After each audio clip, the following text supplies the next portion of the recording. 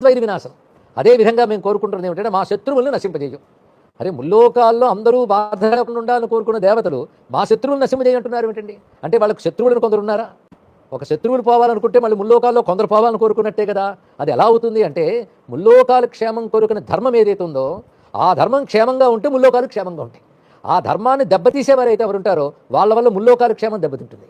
అందుకే ముల్లోకాల క్షేమం కోరుకునే సనాతన ధర్మానికి ఎవరు శత్రువులో వారు తొలగాలి అని కోరుకోవాలి.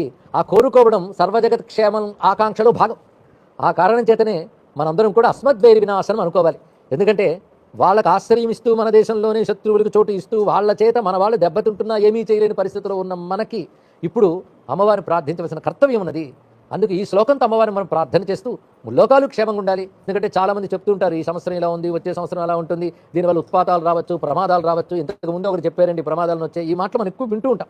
ఎవరు ఎన్ని చెప్పినా జ్యోతిషాలు ఎన్ని ఉన్నా అమ్మవారి ఆజ్ఞ ముందు గ్రహాలు కూడా తలవంచవలసిందే కనుక అమ్మవారిని మనం ప్రార్థన చేస్తే సర్వబాధ ప్రశమనం త్రైలోక్యస్య. ఎందుకంటే ముల్లోకాలు క్షేమంగా ఉంటేనే మనం క్షేమంగా ఉండగలం. ప్రపంచంలో ఎక్కడో ఏదో ప్రమాదం ఉన్నా ఇక్కడ మనం ఆహారాన్ని సరిగ్గా తినలేం. అలా అనుబంధం ఉంటుంది, ముల్లోకాలతో అనుబంధం ఉంటుంది. అది ముల్లోకాలు వాళ్ళు క్షేమంగా ఉండాలని కోరుకుంటూ ముల్లోకాలు క్షేమంగా ఉండాలని కోరుకునే ధర్మం క్షేమంగా ఉండాలి. ఆ ధర్మానికి ఆలవాలమైన దేశం క్షేమంగా ఉండాలి. ఈ దేశానికి ధర్మానికి ఎవరి శత్రువులు వాళ్ళు తొలగాలి అని అమ్మవారిని ప్రార్థించుకుందాం.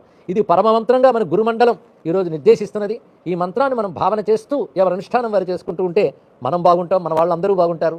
కనుక అందరూ ఈ మంత్రాన్ని ఒక్కసారి అనుకుందాం. సర్వబాధా ప్రశమనం త్రైలోక్యస్యాఖిలేశ్వరి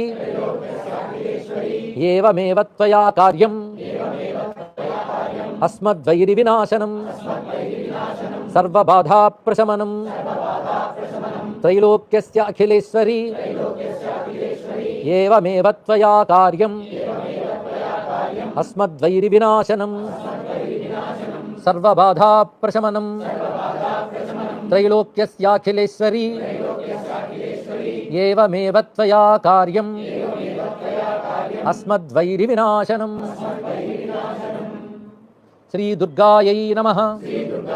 శ్రీ దుర్గాయై నమః. శ్రీ దుర్గాయై నమః.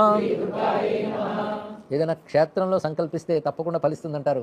అలాంటిది క్షేత్రాల్లోనే మహాక్షేత్రమైన వారణాసి క్షేత్రంలో గంగా తీరంలో మనం ఈ సంకల్పం చేసుకుని ప్రార్థన చేస్తున్నాం. పైగా సమూహం అంతా కలిసి చేస్తున్నాం.